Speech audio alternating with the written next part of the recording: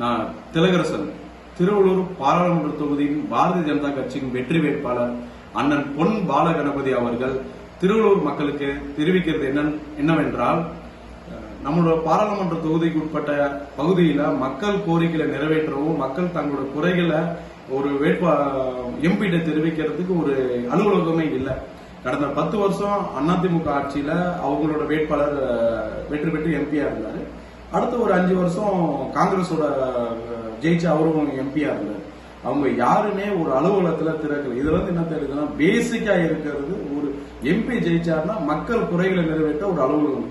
அந்த மாதிரி எந்த அலுவலகமும் திருவள்ளூர் பாராளுமன்றத்துல இல்ல. அதனால அவங்க மக்களை சந்திக்கவும் அவங்க குறைகளை நிறைவேற்றவும் தயாராகவே இல்லை.